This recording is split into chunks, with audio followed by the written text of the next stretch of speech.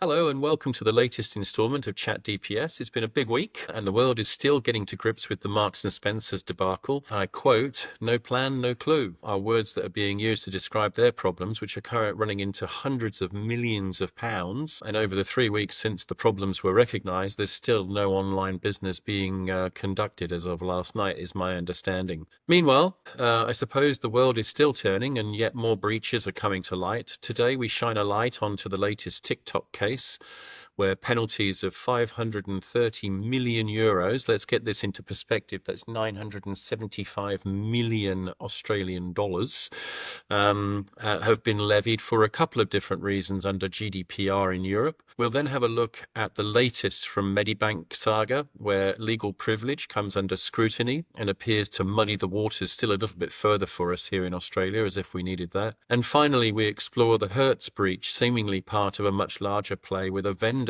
absolutely in the crosshairs. So, hello, Robert. And so Hey, Nick. TikTok then. 530 million euro fine after illegally sending users, or allegedly sending users data back to China, something it said that it hadn't been doing, and then came back and said, oops, actually what we meant to say was something else, and what have you. So these penalties have been levied, taking a stance on data transfers to China. For the first time, the regulator said TikTok failed to adequately assess the implications of Chinese surveillance laws on European data, and these Chinese laws materially diverge from the EU standard, is what TikTok have come back and said. So the company's been fined 485 million euros for its data transfer to China, alleged transfer, sorry. And then 45 million for lack of transparency in its privacy policy. Now then, TikTok is saying, hey, look, guys, we've done all of this stuff. We actually came to you and told you that there was a problem. We've sorted all that out now and we've updated all of it. And then went back to them and said, this is a bit unfair. And they've said, tough, you broke the law, your problem. So where do you see this thing playing out? It's a huge amount of money, or is it? A huge amount of money, generally speaking, but I guess for TikTok, I think I looked at their revenues. I think they made around 24 billion. I think it's probably US dollars last year. So, in a sense, quite a large fine, but I guess a drop in the ocean for TikTok. But it makes a statement, I think, is the key point. So, the European Union have picked on TikTok because they are large, and they can and put a statement fine out there. And I guess what it does is it just sets a warning, sets them out as an example to hundreds, if not thousands, of other organizations all operating in Europe who might need to question their own privacy policy and their own data transfers. And look, TikTok are not the first to have fallen foul of GDPR, and we've seen other US entities as well who have been hit with fines or have cases pending. So the same thing that applies to TikTok will apply to Facebook and Apple and other big US entities, and there will be other large entities also based overseas where there may be transfer of data outside of Europe, and where the legislation around privacy and protection of data will not be as high a standard as GDPR. So I guess it's a warning to those organizations who are operating in Europe that you need to get your data protection policy and information transfers right for operating in Europe. Otherwise, you too could be hit with a fine, maybe not as big as TikTok's, but that's why it's there. It's a statement, it's a warning, it's an example to others. Yeah, it just seems to me lots of big sticks are being thrown around at this moment in time. And, TikTok have come back and said, hey, look, we're investing $12 billion, sorry, 12 billion euros into something called Project Clover, which is rolling out in data centers across Europe to store data locally in EU. So, their position is, look, we've been doing all these things and now we're investing all this money, and yet you're still hitting us over the head with a big stick, Mm, mm. Yeah, It's a breach of the law is a breach of the law. So clearly, there's mitigating factors which TikTok can point to. I'm sure they'll drag this one through the courts for many years. They'll probably be able to settle for a smaller fine or have that paid over several years. So there'll be ways where they'll mitigate this particular fine. But as I say, the key point is be on notice, be aware that the EU takes this kind of stuff very seriously. And whilst yes, you can plead mitigating factors, if you breach the law, they'll come after you. Yeah, I guess the last point on that is the fact that this was actually seen in the courts in Ireland, obviously because TikTok have got its European head office or headquarters based in Ireland. That was Hmm. where the EU actually pressed the case. So there's those jurisdictional things I think we're seeing playing out in a rather consistent manner. But anyway, that seems to be playing itself out at this moment in time. Big numbers, but as you said, I mean, in the grand scheme of things, are they as big as we, maybe being maybe as we're portraying? Hmm. Anyway, moving on. Legal privilege after a cyber attack. What businesses must get right. This is an article by Hall and Wilcox that was uncovered, I think, by yourself, Robert. And it's a response. This is partly in response to the Medibank incident in October 2022. So on March the 7th, 2025, the federal court handed down its decision in McClure versus Medibank Private Limited. The case dealt with an application to produce third-party reports that Medibank obtained relating to the attack, and Medibank opposed the application on the basis that the reports were protected by legal professional privilege. The court found that some of the reports were privileged and some of them less so. Not all of Medibank's expert reports were found to be just that, privileged. So Hmm. similar outcome that's been reported in the Singtel Optus Limited versus Robertson. So similar thing. And again, my understanding is that these have been consistently handled by the courts at this particular moment in time.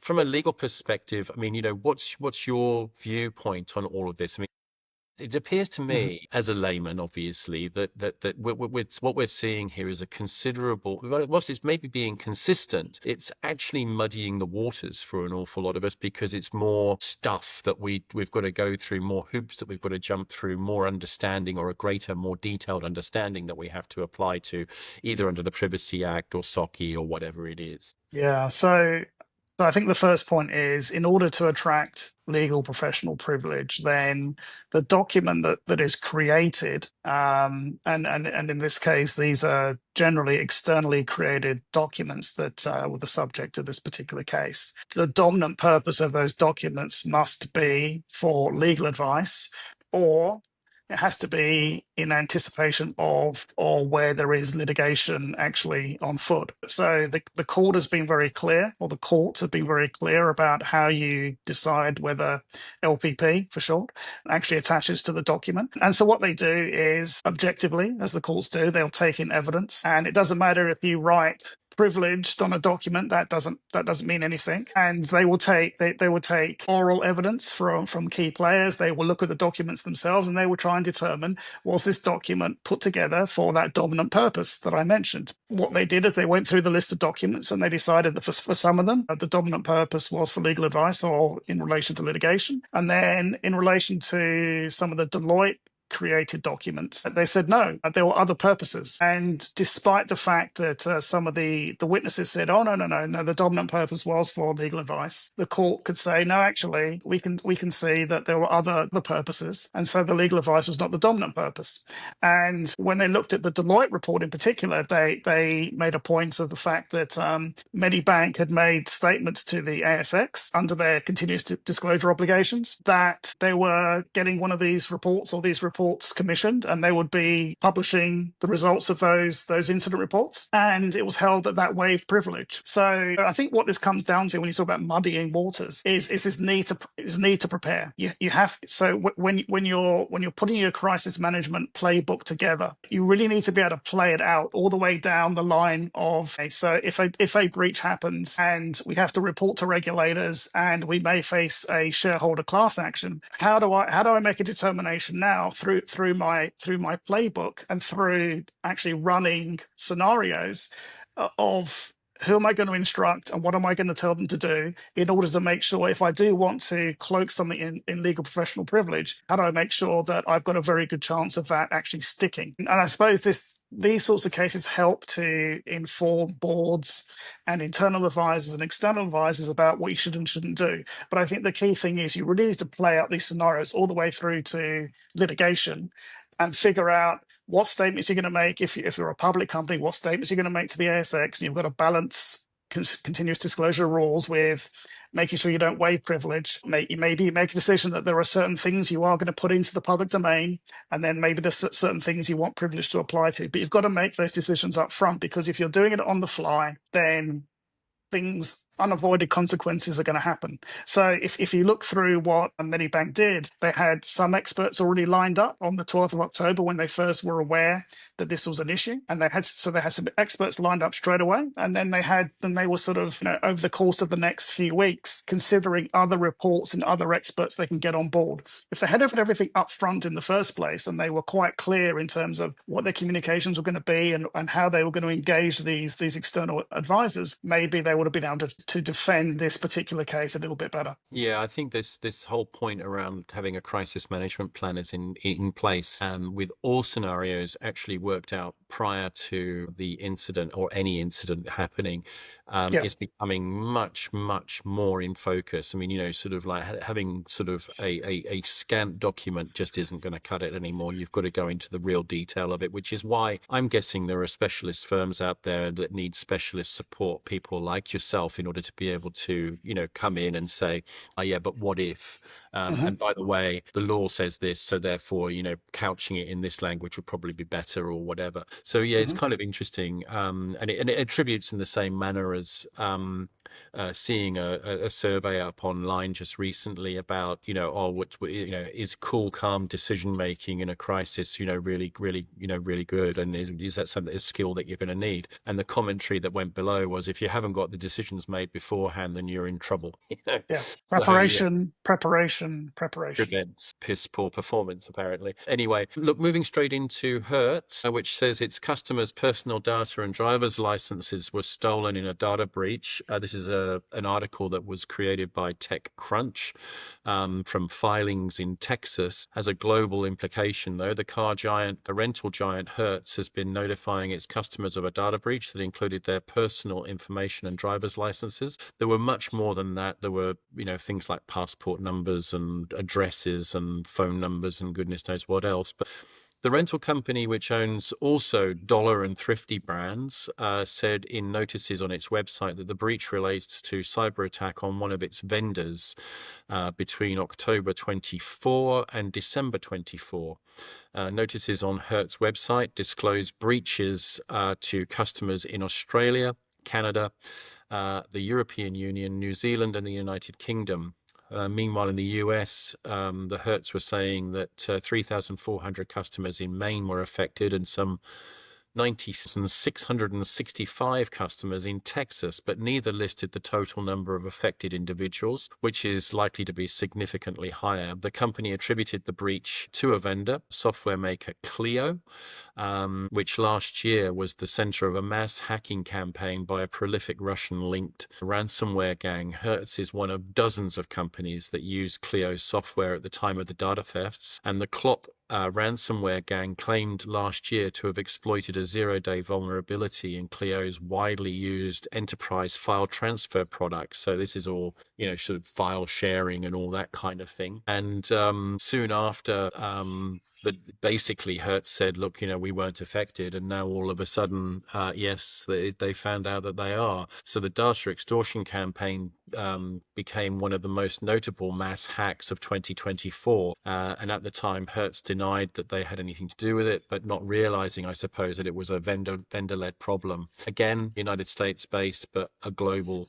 implication, Robert. Yeah, so look, I'm conscious we're a bit short of time this week. It's supply chain risk. In this case, whilst I don't think Hertz's systems were breached, there was still Hertz data that was being transferred to this third party, and it was the third party that suffered that data loss. So again, it's about doing your due diligence, thinking about what data you're actually sending across to a third party. How is that being protected? So it's all of those sorts of things. I guess the other side of it is consequences. Unless there are serious consequences for these organizations, and you're taking that risk for what the third party does as well, unless there's severe consequences, then organizations are not going to take data protection seriously. So hopefully we'll see some serious repercussions, and make Yeah. organizations think more seriously about the data they are transferring across outside of their systems to third parties. Yeah, I agree. Look, Robert, you're absolutely right. We've run out of time. Thank you very much for your